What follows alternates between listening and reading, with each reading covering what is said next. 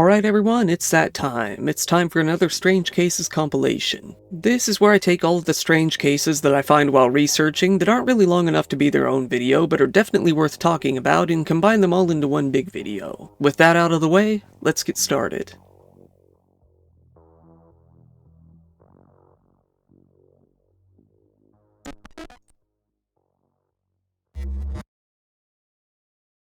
First up we've got... Power lesbian Corey Burke murders her father with an ice axe in election night meltdown at Seattle home. Alright, so the title for this one is just straight up the headline that I saw when I first came across this case. I still don't really know what a power lesbian is, and a lot of people in the comments didn't really seem to know either, so I've left it in just for weirdness sake. Let's get into what I'm sure will result in nothing short of the best comment section ever. The recent election in the US awakened some latent madness within a lot of people, both before and after it occurred. While a good amount of violence broke out across the country, usually on a smaller, one-on-one sort of scale, there weren't many cases as high profile as this one. This is the story of a 33-year-old Blue Origin employee, which is Jeff Bezos' space program, named Corey Burke. Corey was a training manager at the spacecraft company, seemingly being pretty well off financially. She was also very active in the left side of politics. She was married to Samantha Lee Allen, who is very much the same, being a writer that covered LGBT issues for both the Daily Beast and Fusion Media, that now works as an editor for a transgender news website called Them. The two had previously written about their struggle accepting the 2016 election, the previous election in which Donald Trump won, and boy, that would come to be seen as foreshadowing in hindsight.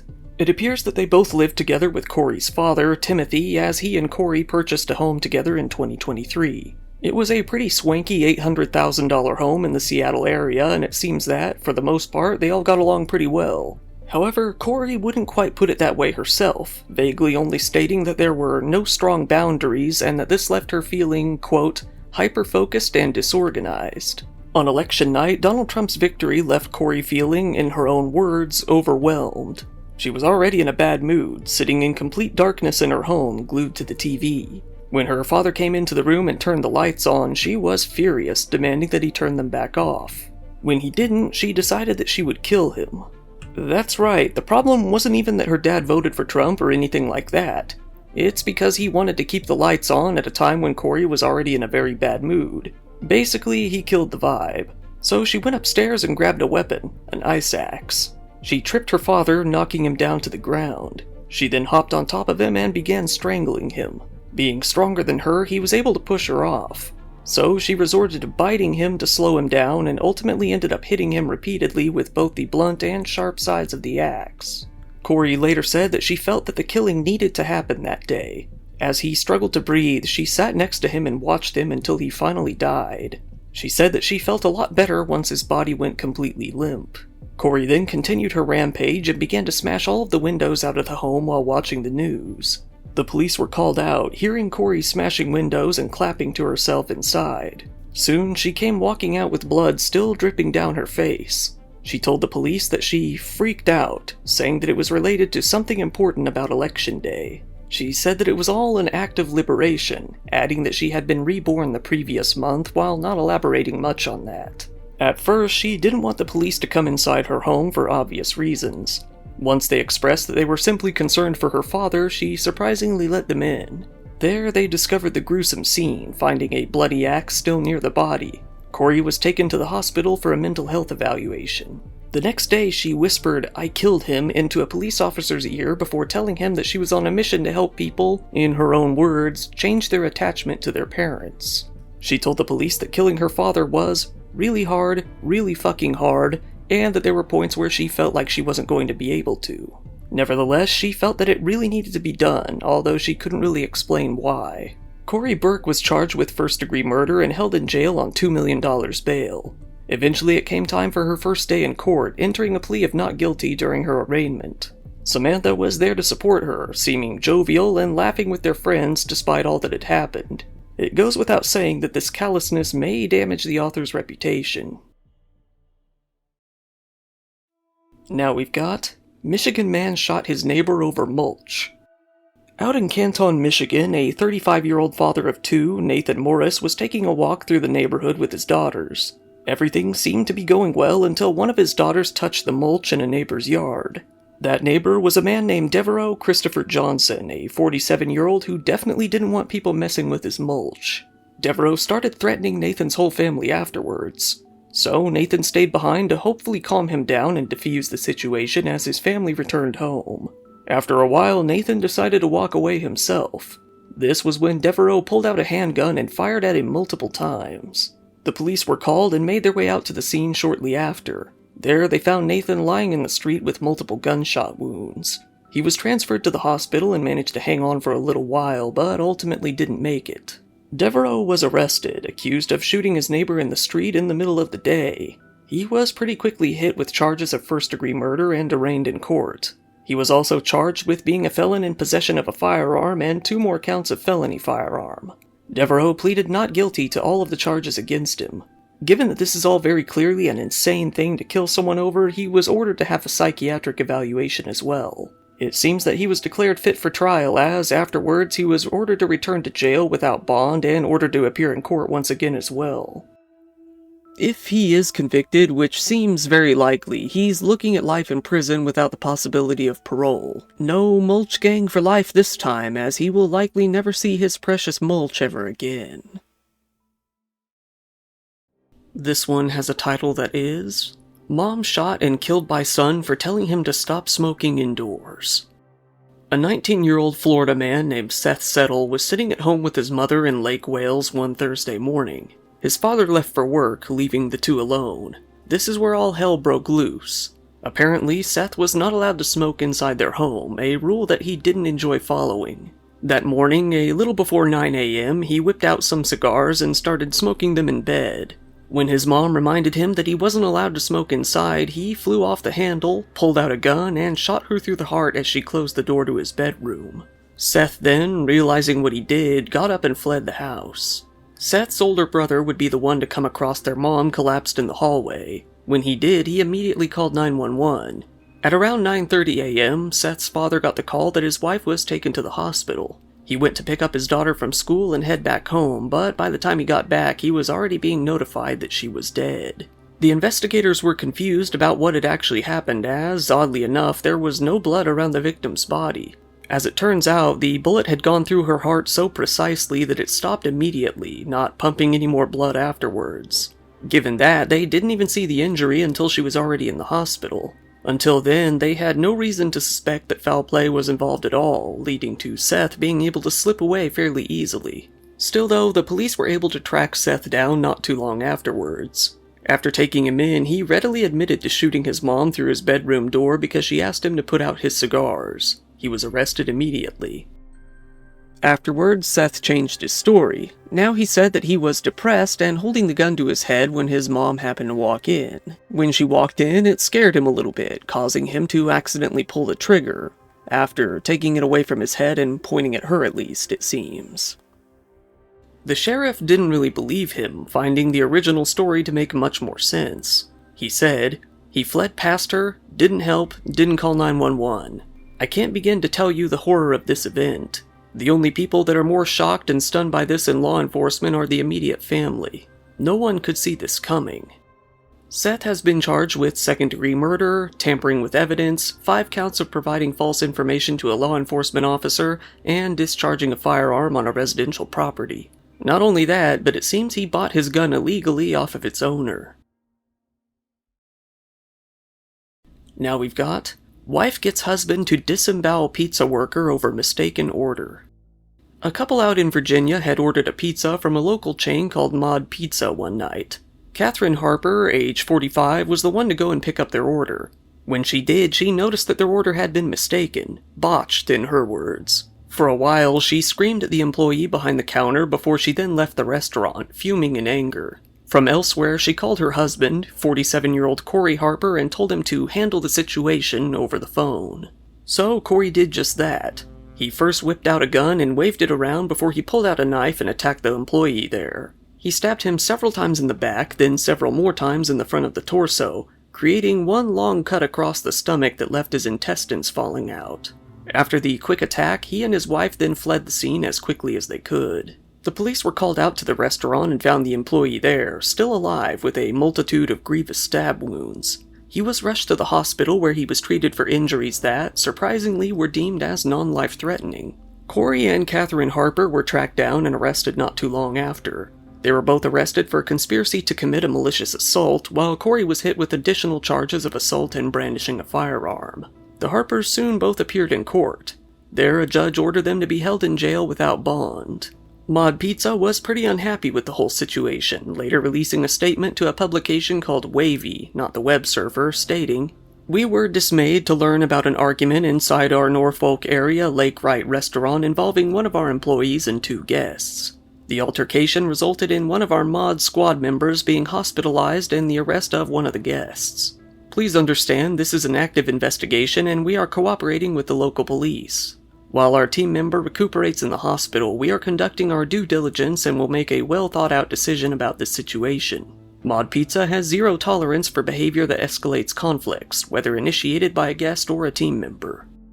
They said that they will fully cooperate with the police as their goal is, in their words, creating a fun and inspiring place to work and a great place to eat. The Harpers will find themselves back in court sometime in 2025. And now we have 4 children driving stolen car around Minneapolis shot during car chase. This case is truly bizarre, and even a few months out, there is still very little information as to why this even happened. All we can really judge by are the facts that we do know, which are definitely weird enough on their own. 4 kids, aged 11 to 14, were driving around Minneapolis one night. While that's bad enough on its own, it turned out they were driving a stolen car as well. And not only that, they were caught up in a car chase as an angry driver trailed behind them. At around 1 a.m., the driver in the car chasing the kids pulled out a gun and opened fire on them. This set off a chain of people reporting the gunshots via an app and calling 911 directly. 2 girls and 2 boys in the stolen car were shot, with the driver, an 11-year-old boy, taken into police custody. One of the girls had been shot in the head, but by some miracle her condition was stabilized after she was taken to the hospital. The 3 others, while shot, were listed as being in non-life-threatening condition. As they were minors, neither their names nor many details about them were ever released. The Minneapolis police chief, Brian O'Hara, said, 4 kids shot between the ages 11 and 14 is outrageous and everyone should be up in arms over it. The police are doing everything that we can in response to this, but we can't keep responding after the fact. The driver who shot the kids was never identified, and the police weren't able to figure out the motive as to why they opened fire in the first place. While investigating, they found over 30 shell casings in the area and determined that whoever shot them was using an automatic gun. O'Hara said, "The preliminary investigation indicates that 5 minors were inside of a stolen Kia driving in this area when a dark-colored sedan began following them and firing at them with fully automatic gunfire. We believe even more rounds were fired because some of the casings may have been inside the suspect's vehicle." The 11-year-old who was taken into police custody was eventually released to his parents. As it turns out, 2 of the kids in this incident had been arrested for stealing another car only a few weeks prior. Speaking out on the topic of local kids, O'Hara said, "It just shows really brazen, callous behavior. They don't care about their own lives, let alone the lives of other people. We are failing to deter this behavior and, with that being said, we are failing these kids as well." The father of one of the kids, the 12-year-old, made controversy when he came out to blame the incident on anything but himself. He said that his kid was supposed to be spending the night at a friend's house. He asked for community members to work together to make sure that these kids have community centers and stuff like that to go to so that they won't turn to crime. He said, "They ain't no bad kids. They just misguided nobodies listening to them. But now that they got our attention, what are we going to do with it?" The police added that, while the thefts of vehicles like these have actually gone down over the past few years, the thefts that have been occurring have been increasingly violent in nature. In their words, more aggravated assaults, more robberies, more hit and runs, more serious crimes more frequently committed by those individuals who were involved in the theft of these cars. Now we've got, attempted honor killing leads to parents' arrest outside of a high school. This is a crazy story from out in Lacey, Washington. This is where a couple of parents physically attacked their own daughter outside of her own high school, expecting the public to understand their motivations. Their motivations were, let's just say, not very good. A 17-year-old girl who has gone unnamed had been saying that her father had recently been threatening her with what she directly called an honor killing. This is because she had been refusing to be placed into an arranged marriage with a much older man overseas. Given that there is usually money involved in these, what do you even call it, transactions, her father was very livid and only continued to grow more angry over time. Everything all culminated one day outside of her school, Timberline High School in Lacey. The girl had gotten so worried about the whole ordeal that she decided to talk to school staff about it. This led to the girl's parents being called and asked about the whole situation. Her parents, Ishan and Zra Ali, came down to school and confronted her in front of the building. Her father exploded in anger, jumping on top of her and strangling her right there in front of everyone nearby. The daughter said in a panic, "My dad is trying to kill me," causing the school to go into lockdown. One witness, who thought that the whole thing was a group of kids in a fight at first, pulled up and noticed that it was anything but that. Kids were screaming at the parents and several adults rushed to the scene. Seeing that this was a grown man trying to kill a teenage girl, several witnesses descended on the family and managed to give her father a bit of a beating in an attempt to pull him off of her. The daughter had actually lost consciousness during the strangling. Her also underage boyfriend managed to pick her up, but he was then punched in the face by her father. Then he punched another student before starting to strangle his daughter again. The witness later said, "The dad was on his back and his daughter was on top of him and he had her in a chokehold. What I saw was the adult male had the teenager in a headlock, choking her from the back, so I removed his arm from her, and then she got up and ran with another kid, who, came to find out, was her boyfriend and she was the daughter of the adult male." The witness then held the father to the ground, stopping him from publicly executing her. Both of the parents were arrested following the incident, with the police quickly coming to label the whole thing as a possible attempted honor killing. The police then revealed that the issues had been happening for the Ali family for months by that point. In fact, the mother had previously gotten into a separate violent incident with the daughter's boyfriend on campus that ended up with both of them getting hit with a restraining order. She was also banned from stepping onto school property due to that incident. Given that child welfare-related issues are confidential, it's hard to say where the daughter ended up after all of this. All we know is that the school says that they have arranged a safe place for her to stay. The parents are facing multiple criminal charges, 2 of which are assault and attempted kidnapping. And here's this one. Man shoots stranger in the face after he refused to share his potato chips. This story began when a 43-year-old man named Melvin Wright made his way into a strip club called Lusty Adventure in Akron, Ohio. He approached a random man, a total stranger to him, and asked him for some of his potato chips. The man simply gave him a weird look and said no. This sent Melvin into a rage, causing him to follow the man back out to his car. When he did, he confronted him and shot him in the face then and there.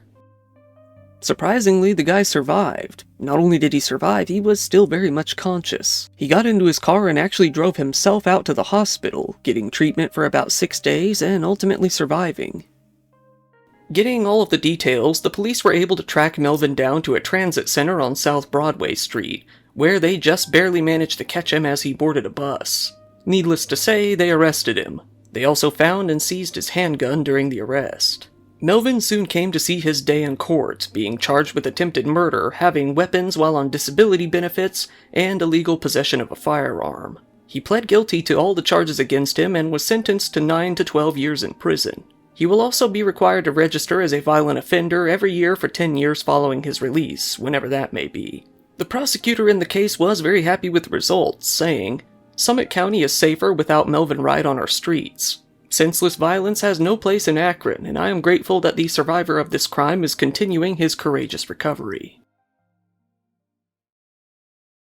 And now, man punches election judge in the face while waiting in line to vote. Back on the topic of the most recent election, we're straight back to another case of pure chaos. While normally the chaos takes place after the election results are actually decided, sometimes there's a bit of violence taking place during the actual voting as well. At around 11 a.m. in the Orland Park Township office, a place that's roughly 25 miles southwest of Chicago, a man was reported as causing a disturbance in the voting line. This man was named Daniel Schmidt, 24 years old, and he wanted to vote real bad. He wanted to vote so badly that he was ready to push through a bunch of people in line just to get up there and get one of those "I voted" stickers as quickly as humanly possible. When an election judge ordered Daniel to get back to the back of the line, he was anything but happy. In fact, he refused. This judge called another worker up to escort Daniel back to the end of the line, but he outright said no. He said that he had already walked forward far too much to turn back now. Daniel then decided to push this worker out of the way, yelling curse words all the while. When he couldn't get past the 74-year-old man the normal way, he pulled back his fist and full-on punched him in the face, knocking his glasses off. People in line then stepped in to restrain Daniel until the police showed up. Officers came inside and found Daniel there, being held down by all the patrons. They tried to arrest him, but he resisted that as well. They eventually arrested him, and that only added another charge. The police department later stated, "At Orland Park Police Headquarters, the Cook County State's Attorney's Office was contacted and approved 2 counts of aggravated battery to a victim over 60, Class 3 felony, 2 counts of aggravated battery in a public place, Class 3 felony, and 5 misdemeanor counts of resisting arrest and 1 misdemeanor count of disorderly conduct."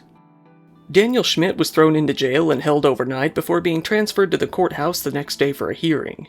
The victim refused medical attention, but regardless made a full recovery pretty quickly anyway. Daniel was eventually released on bond with several conditions, one of those being electronic monitoring. It seems both the investigation and his trial are ongoing. Here's a wild one. 1 dead after truck carrying 5,000 gallons of manure is hit by train. Out in Sherman, Wisconsin, a semi-truck holding a whopping 5,000 gallons of manure, in liquid form I might add, was going west on Abbott Drive. Little did the driver know a train was oncoming. While going across the tracks, the manure truck was hit full force by that oncoming train, killing the driver, 66-year-old Jeffrey Blankenheim, and derailing 6 of the train cars entirely. When the police deputies arrived on the scene, they found the stinky situation as the truck's contents were spilling out into the street. Seeing the derailed train caught up in the mess, it wasn't too hard to piece together what had happened. While the driver had died on scene, nobody else was injured in the accident, and the train only spilled a small amount of its contents. It appeared that the railroad crossing did have a yield sign, and that, unfortunately, the driver of the truck hadn't followed it. The road had to be closed for quite some time until the investigating, repairs to the railroad, and the cleanup was complete. And here's a big one. Dutch police discover the Ecstasy Gnome of legend. Now, we've definitely seen some weird drug busts on this channel before, like copious amounts of cocaine being found inside of pumpkins, wheels of cheese, candy, and all sorts of other stuff. I think this might be the first time that we found a bunch of drugs actually crafted into the shape of something, though. Especially an item that's this weird. In the southern Netherlands, police officers checking items during a routine drug search found something odd given the circumstances: a garden gnome. Being located amongst a whole bunch of narcotics, the discovery definitely confused the police a bit. Their confusion turned into amazement when they came to test the item and find that the 4-pound garden gnome was sculpted entirely out of MDMA. The officers went on to say, "Drugs appear in many shapes and sizes, but every now and then we come across special things. In itself, a strange place to keep your garden gnome. That's why we decided to test it for narcotics." The gnome itself was visibly startled. They were shocked to see that, not only did the gnome contain narcotics, the gnome was narcotics. MDMA is a synthetic drug known as ecstasy, if you didn't know, and the Netherlands is one of the leading countries that produces it. Over the years, the drug has actually been hidden in various other odd ways. In 2023, a man in Scotland was sent to jail after stashing £84,000, the money, worth of MDMA inside of a bunch of cat food. Another man in the UK hid nearly 200 pounds of the drug inside some frozen chicken while smuggling it into the country as well.